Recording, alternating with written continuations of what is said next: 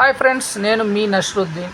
ఈరోజు ఒక వినూతనమైన, విచిత్రమైన, డిఫరెంట్గా ఆలోచించే ఒక సహజమైన వ్యక్తి, సహజ నటుడు, సహజ డైరెక్టర్, సహజ యాక్టర్ అయినటువంటి అతను డైరెక్షన్ పర్యవేక్షణలో అతను హీరోగా చాలా వివిధ రకాల డైమెన్షన్లో తీసిన చిత్రమే లారీ చాప్టర్ 1. ఆ సినిమా గురించి ఇప్పుడు మనం తెలుసుకుందాము. Lorry chapter 1. సహజంగా లారీ సినిమా చూడాలి అంటే నేను కొంతమంది డైలాగ్స్ విన్నాను వ్యూవర్స్వి. సో ఏదో అంబులెన్స్ వేసుకొని వెళ్ళాలి, జెండు బాంబు తీసుకొని వెళ్ళాలి. అరే బాబు, మీరు సినిమా చూడటానికి జస్ట్ ఎంటర్టైన్మెంట్ పాయింట్ ఆఫ్ వ్యూలో చూడటానికి అంబులెన్స్ వేసుకొని ఎందుకు వెళ్తారు, లేకపోతే జెండు బాంబు వేసుకొని ఎందుకు వెళ్తారు? చూస్తే చూడండి, వాడు ఏదో కష్టపడ్డాడు, తీశాడు ఒక సినిమా, వాడి డబ్బులు వాడి ఇష్టం. మీరు డబ్బులు పెట్టి వెళ్ళేటప్పుడు ఒకటికి 2 సార్లు ఆలోచించుకొని వెళ్ళాలే కానీ టైం వేస్ట్ ఇటువంటి కామెంట్లు ఎందుకు చేస్తున్నాడు? ఆడేదో కష్టపడ్డాడు, సోషల్ సైట్స్లోనో లేకపోతే యూట్యూబో లేకపోతే ఫేస్బుక్ ఆర్కుట్లోనో ఏదో వాడి స్థాయికి తగ్గట్టు వాడు 4 రూపాయలు సంపాదించుకొని ఒక సినిమా తీశాడు, వాడిని వాడు ప్రూవ్ చేసుకోవాలి అని.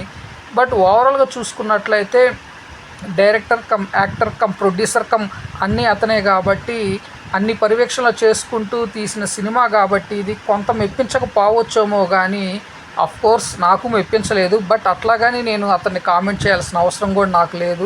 ఎటువంటి స్టోరీ లైన్ లేదు. ముఖ్యంగా చెప్పాలి అంటే తమిళ యాక్టర్ కార్తీ తీసిన ఖైదీ సినిమాని బాగా ఇన్స్పిరేషన్గా తీసుకున్నట్టున్నాడు మనోడు.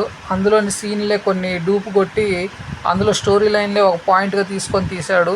ఫస్ట్ హాఫ్ అంతా ఏం లేదు బ్రదర్. సింపుల్గా చెప్పాలి అంటే ఒక హీరో ఉంటాడు, ఒక హీరోయిన్ ఉంటాడు, ఏదో రొమాన్స్ చేయాలి, లవ్ ట్రాక్ పెట్టాలి, ఏదో కామెడీ చేయాలి, 2-3 షాట్లలో ఫైట్లు తీయాలి అనే పాయింట్లో తీసేశాడు, అయిపోయింది. సెకండ్ హాఫ్కి వచ్చేదలికి ఒక లారీ వేసుకొని వివిధ రాష్ట్రాలకు వెళ్తూ ఉంటాడు, అక్కడ కొంతమందితో ఫైట్ జరుగుతూ ఉంటుంది, దుమ్ము లేపుతూ ఉంటాడు. చాలా డిఫరెంట్ మోటివేషన్లో చూపించాడు. ఓవరాల్గా అయితే ఓకే.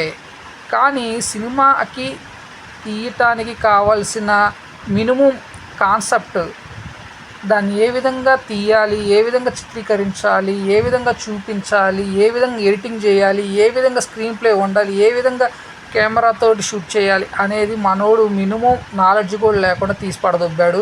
అఫ్కోర్స్ డబ్బులు ఉన్నాయని తీశాడు ఏమో మనకు తెలియదు, కానీ ఓవరాల్గా అయితే ఒక సినిమా 3 అవర్స్ తీశాడు. మామూలుగానే 2 గంటల 15 నిమిషాలు మన పెద్ద స్టార్లను మొహాలు చుట్టడం అంతంత మాత్రంగా ఉన్న ఈ రోజుల్లో మనోడు మొహం వేసుకొని 3 గంటలతో ఒక సినిమా తీసి వదిలాడంటే అబ్బో, వాడికి హ్యాట్సప్ చెప్పాలి. ఏదేమైనప్పటికీ అఫ్కోర్స్ నేను కామెంట్ చేయాలని కాదు, కానీ నా ఇంటెన్షను 3 అవర్స్ రన్ టైం తోటి సహజంగా నేను వెళ్ళిన థియేటర్లో నిద్రపోయారు బ్రదర్, ఓపెన్గా చెప్పాలి అంటే. మరి మనోడు ఆ విధంగా పెర్ఫార్మెన్స్ ఇచ్చాడు కాబట్టి. సో స్టోరీ అంటూ ఏం లేదు, ఎందుకంటే స్టోరీ గురించి నేను పెద్దగా కూడా ఏం చెప్పలేను, ఎందుకంటే స్టోరీ ఉంటేనే కదా చెప్పడానికి. ఇకపోతే యాక్టింగ్ అంటారా, తీసేశాడు. కొత్తోడైనా కానీ అని అమ్మ స్టార్లే సరిపోరు, ఆ విధంగా యాక్టింగ్ తీసేశాడు.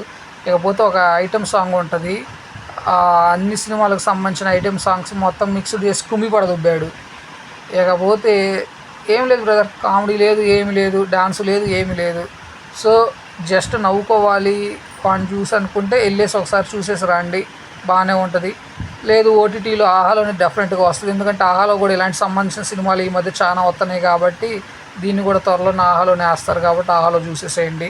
ఇక చాప్టర్ 2 అంటారా, దయచేసి అలాంటి ఎక్స్పెక్టేషన్స్ పెట్టుకోవద్దు. ఈ దెబ్బతో అర్థమైపోయింది మనోడికి. సో లేదు మేము చూస్తాము అంటే చూడవచ్చు. Okay friends, thank you.